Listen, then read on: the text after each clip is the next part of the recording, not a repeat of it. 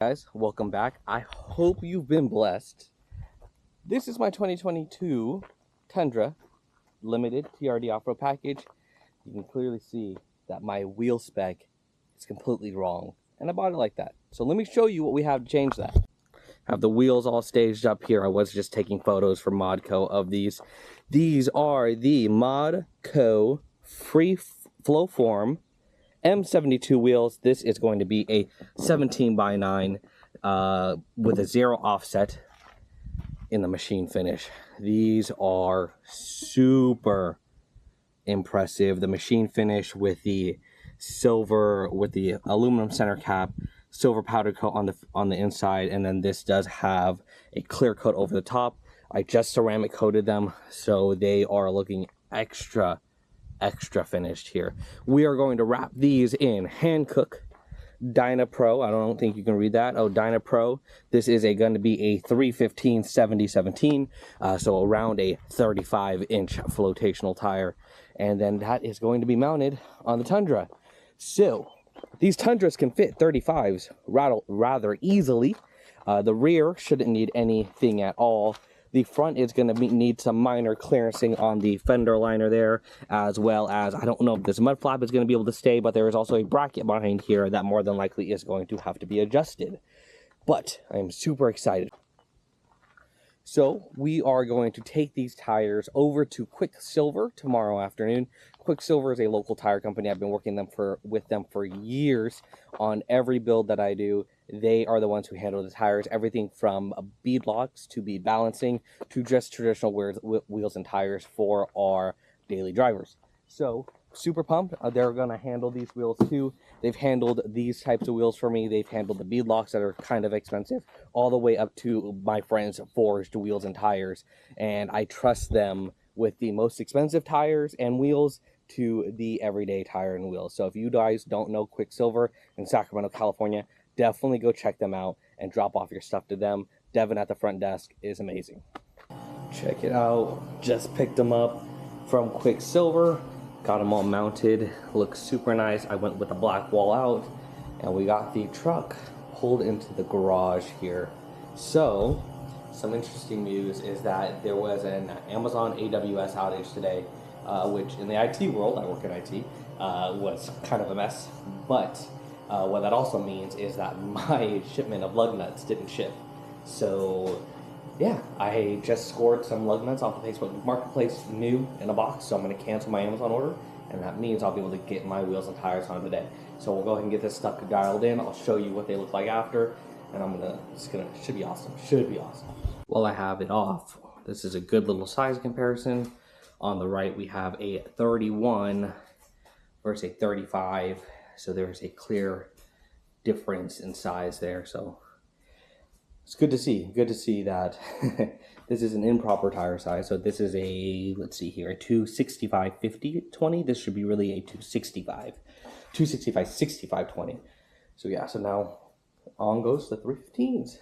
I don't know how good this is going to come out on this camera, but this is exactly what I had imagined. I don't even know if you can see that. It looks so good. So I got it pulled out of the garage. I'll definitely have to take it out so I can show you guys what the wheel spec looks like. But I think it's the right amount of poke. I'll definitely have to show you guys in the sunlight. It's a little wider than the Tacoma was, but it's awesome. Friends, so hopefully I'm gonna have to zoom this out a little bit, but I do have the camera set up here. So we need to try and fit these 35s. So these are the factory fender liners, and I want to retain these, but I did drive it around the block so you can kind of see where exactly we're rubbing at. It's going to be right here. So fender liners are cheap, so I'm going to notch it completely down and then probably over. So I'll probably draw that line so you guys can copy that at home. And then there is a bracket behind here somewhere underneath it. That's 212 millimeters. So I'm going to get that bracket out and show you guys what that looks like. Okay, so I got a 12 millimeter with a small extension. Then, let's see, let me grab the light here, see if we can get you to see. Okay, so this is a little bit dark. It's this bracket right here. So there's two 12 millimeters in this hole right here. You can see you gain half an inch or so. So you want to remove this, and then basically you're going to push the fender liner back. You should clear a lot of the stuff in here. So I'm going to move you in here, shine some light. So you can see now this whole pocket is open here. And then I remove this tab, and then flip the camera here. So you can see, so this is what the bracket looks like. You're basically taking out, this is just a crumple zone for the tire in a crash area, but you don't really need that because you have all the other support there. Now, this is an engineered piece, correct? This is, Toyota had a purpose for this, and you are removing it for clearance. So just take that with a grain of salt. Put the fender liner down, and now we need to basically take this fender liner and pin it backwards.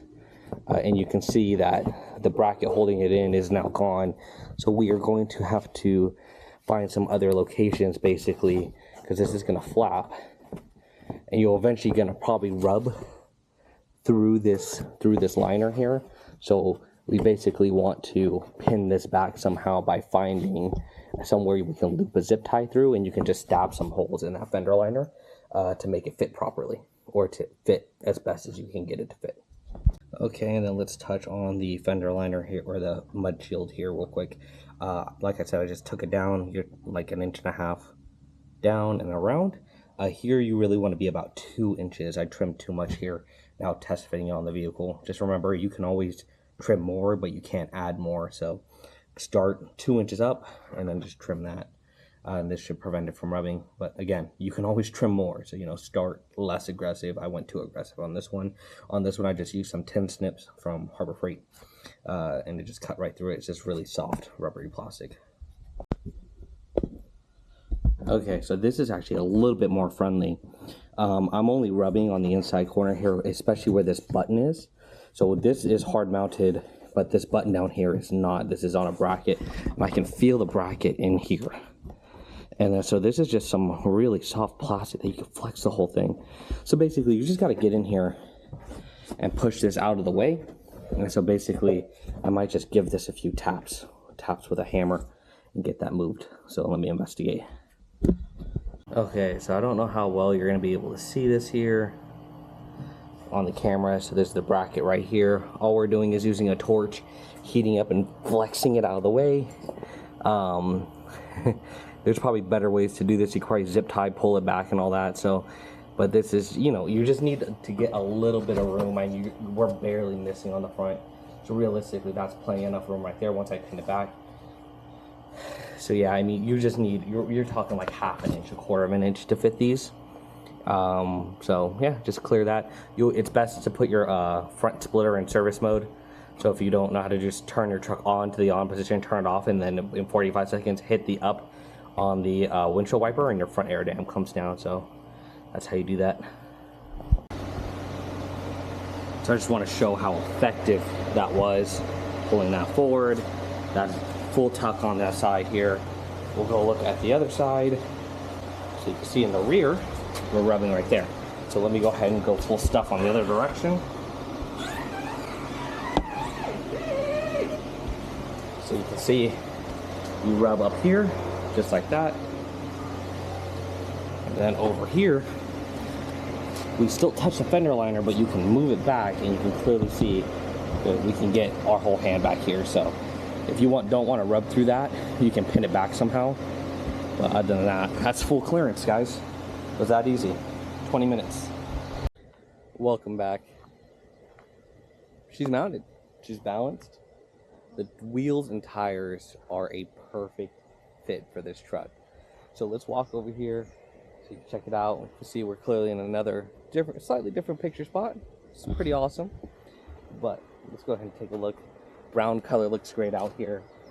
These are the ModCo M72. M72 in a 17 by 8.5 with a 0 offset. And then those are wrapped in Hankook Dynapro AT-M tires. Super sick. Let's flip you around. Here we go. So now you can clearly see kind of the little bit of a poke that we have here. Definitely in the rear, you can definitely tell there's a little bit of a poke. a little bit more aggressive than I personally would like, but the truck looks absolutely amazing. The silver color, the machine finish on this build was absolutely the right choice. So next we're probably going to work on the chrome and silver delete up front. I don't know if I'm going to keep the chrome handles. We're going to have to feel that out, but the color is just absolutely amazing. So super happy with the way this truck came out. I'm definitely going to shoot some more content here coming up in regards to the truck, so feel free to go ahead and hit that subscribe button, guys. Again, I'm going to leave links to the Trail Tundra website page, as well as the 3G Tundra forum page, where I'm pretty much recording all of this stuff that's going down with the truck. So feel free to follow along. Shoot me a message on Instagram. Super happy to connect with you guys. Thanks. Bye.